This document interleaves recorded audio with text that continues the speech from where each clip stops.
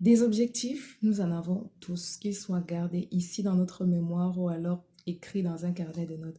Bien que c'est toujours mieux de les noter, hein. Mais une chose est sûre, c'est qu'à la fin de l'année, nous sommes tous et toutes confrontés au même exercice. Celui de la comparaison entre les objectifs que nous sommes fixés en début d'année et ceux qu'on a effectivement atteints à la fin d'année.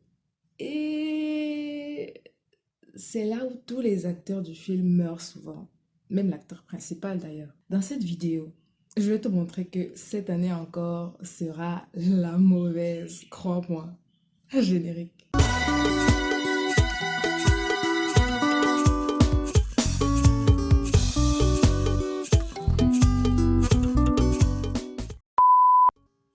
Hello, bienvenue sur ma chaîne Evindi, Bella Muriel pour vous servir. J'espère que la forme elle est au top. Si ce n'est pas le cas, on tient le coup, ça ira forcément. Alors si c'est la première fois que tu découvres mon faciès sur YouTube, déjà heureuse année à toi. Que cette année te soit fructueuse, pleine de rebondissements, que les divinités t'accordent de santé. Protège les tiens, c'est très important aussi.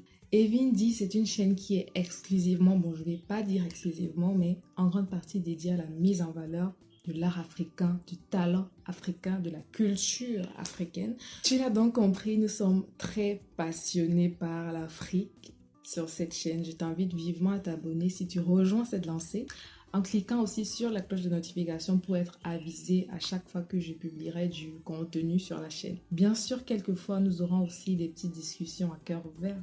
Pourquoi pas? Ça pourrait être intéressant, n'est-ce pas? On va entrer dans le vif du sujet maintenant. Il y a un an de cela, j'ai créé cette chaîne YouTube en septembre 2020 pour être plus précise. Et il y a aussi un an de cela, je n'ai posté aucun contenu sur YouTube. Je pense que ma dernière vidéo date du 1er novembre 2020.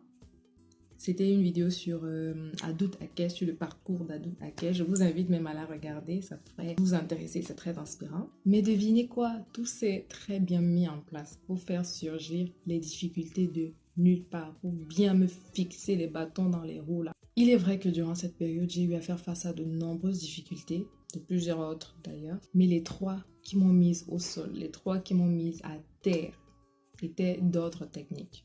Tout d'abord, j'ai eu ma machine qui a commencé à fonctionner sans autonomie, c'est-à-dire que j'avais cette machine depuis avril 2020.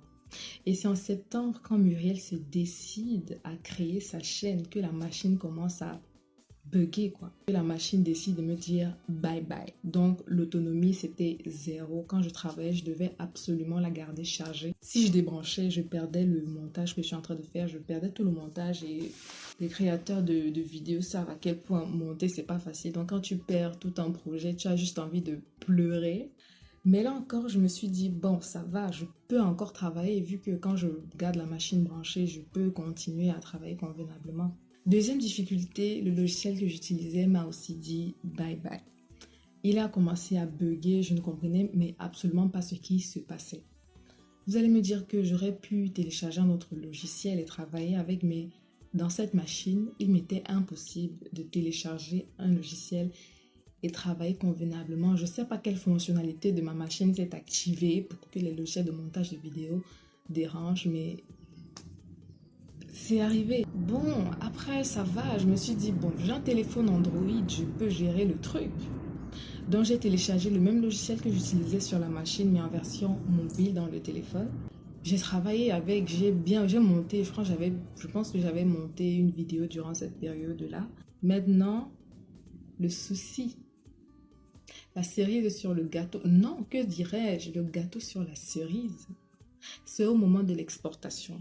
Parce qu'en fait, quand on finit de monter une vidéo sur un logiciel, il faut exporter pour que ça entre sous fichier vidéo. Donc, lors de l'exportation, mon téléphone m'a signalé qu'il n'y avait pas d'espace parce que le fichier pesait quand même. Et je me suis dit, mais C'est quoi le problème en fait? qu'est-ce qui se passe?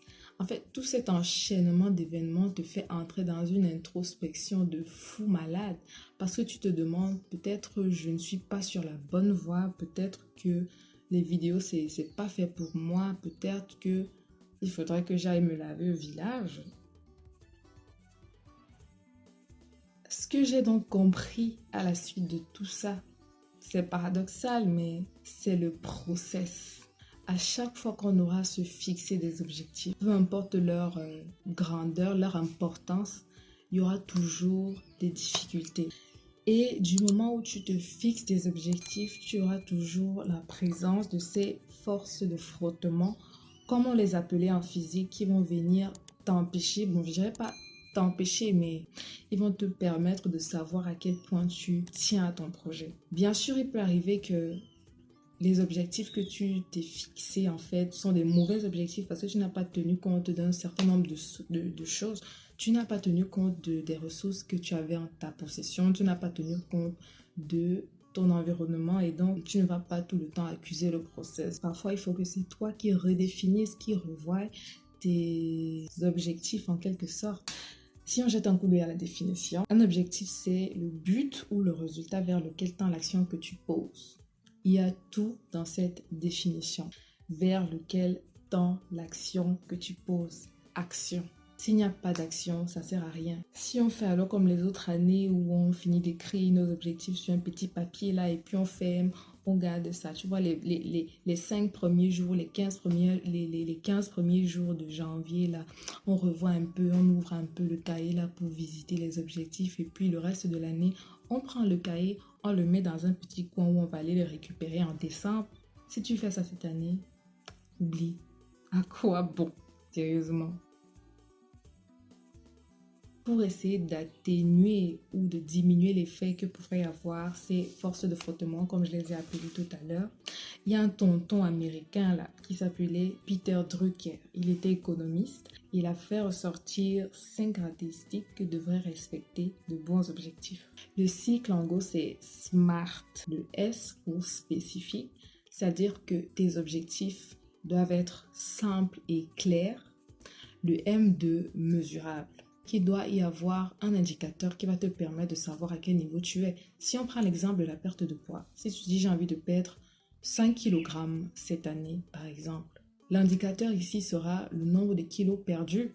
Le A de atteignable, c'est-à-dire que tes objectifs là, tu dois te rassurer qu'il y a un bon plan d'action détaillé qui peut être établi. Le R de réaliste, donc il faut tenir compte de des ressources qui sont à ta portée, de tes capacités surtout. Et enfin le T de temporel parce qu'il est très très important de tenir compte du temps. Tu n'as pas toute la vie devant toi pour faire une seule chose. J'ai une petite anecdote même par rapport à ça. Lorsque j'écrivais des idées, des sujets de vidéos il y a quelques jours, mon père est entré dans la pièce et il me demande qu'est-ce que tu fais. Je dis je suis en train d'écrire des idées de vidéos. Et il me demande mais quelle vidéo? Là, je dis les vidéos que je fais d'habitude, les vidéos que je fais souvent. Et parce que comme je vous ai dit, j'ai arrêté il y a 1 an de cela. Et là, il dit, ah, les vidéos que tu faisais à l'époque là.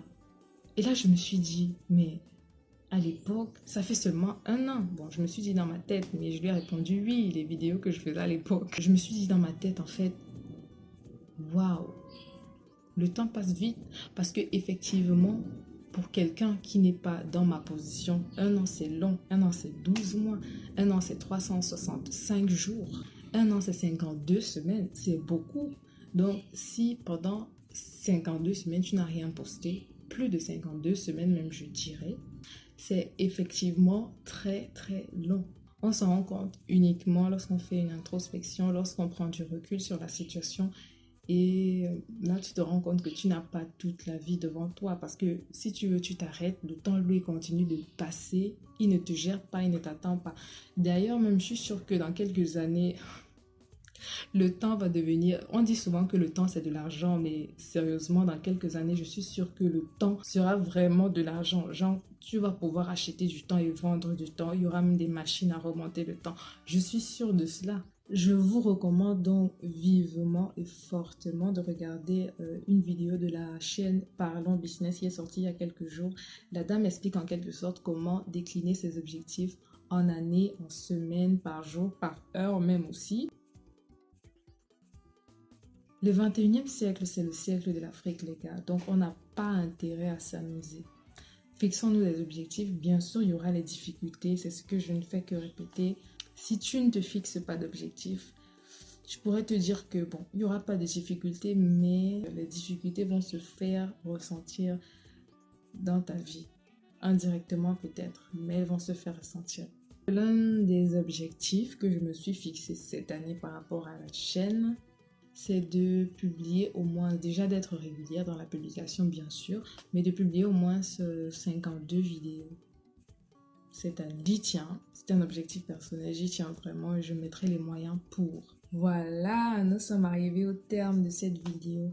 C'était une petite vidéo, voilà, introductive, mais en même temps, je voulais pas commencer de façon brusque. Je voulais aussi donner un peu de peps avant de commencer. Me donner du peps et donner du peps à ma communauté, à mon audience. J'espère qu'elle vous aura plu, j'espère qu'elle a apporté un plus dans votre vie quotidienne. Du moins, c'est vraiment ce que je souhaite.